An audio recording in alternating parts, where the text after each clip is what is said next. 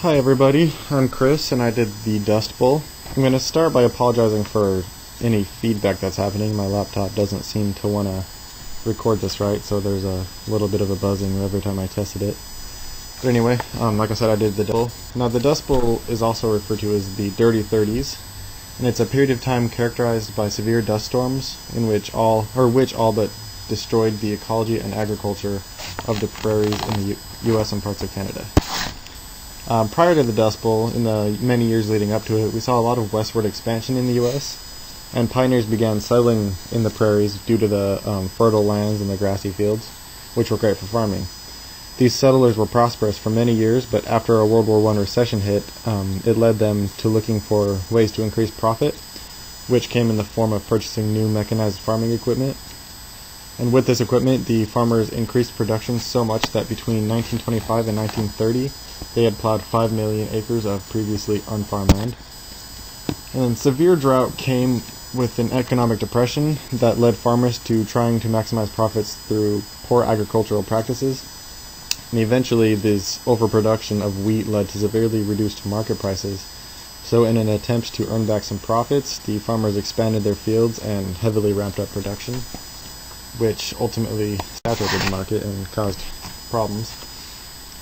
But another problem is this overcultivation resulted in heavy loss of the fertile topsoil, which literally blew away in the winds and left the land incapable of growing crops. Black blizzards, as they were called, were the result. There was 14 appearing in 1932, and the number rose to 40 just a year later. And by the end of 1933, over 33 million acres were ruined, and the topsoil on over 100 million acres had blown away.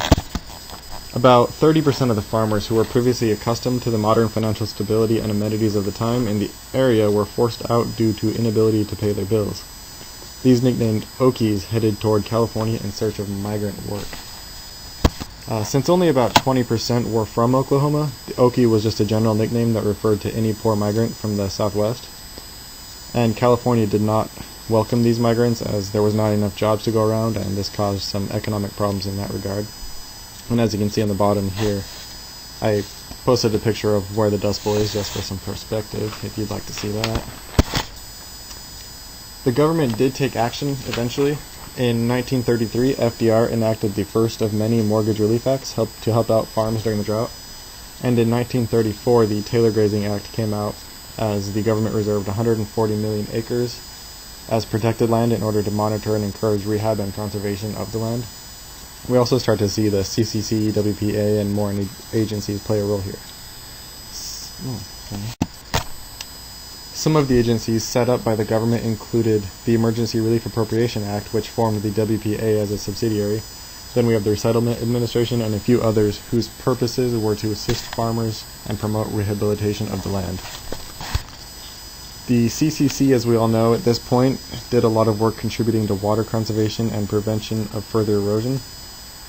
And they just generally helped out in that regard, so I'm not going to spend time on that since we all know who they were due to the reading in class. The WPA also was set up under the Emergency Relief Appropriation Act, and we also know about them. They built bridges, employed unemployed farmers on public works projects, etc. On April 14th, 1935, which was nicknamed Black Sunday, millions of tons of dirt and debris flew all the way across the country, causing extensive damage and prompting the government to create the Soil Conservation Service, whose job it was to promote healthy farming practices and conservation methods. Also tied in here is Roosevelt's Shelter Belt project, which I'll talk about in my timeline. But it essentially paid farmers to plant and maintain trees all the way across the Great Prairies in an attempt to control erosion, which it ultimately did. So from here I'm going to go over a comprehensive timeline of the decade just to give you guys some perspective. I'm going to go quickly here because the time is starting to run out. So in 1931 there was severe drought that took hold of the mid and southwestern plains. Crops began to die and the black blizzards began taking the land. In 1932 the number of these black blizzards was 14 and increasing, and then the next year it rose to about 40. Roosevelt took office in 1933, and we all know about the banking holiday and the emergency banking plan, which restored the faith in the banks. And then the Farm Mortgage Act allotted $200 million to help farmers facing foreclosure. And then it also established local credit, and then several acts were created. There was a large-scale strike in California from the migrant workers, where 2 people were killed and many were injured. In 1934, dust storms spread out of the Dust Bowl area. It covered 75% of the country and affected 27 states severely.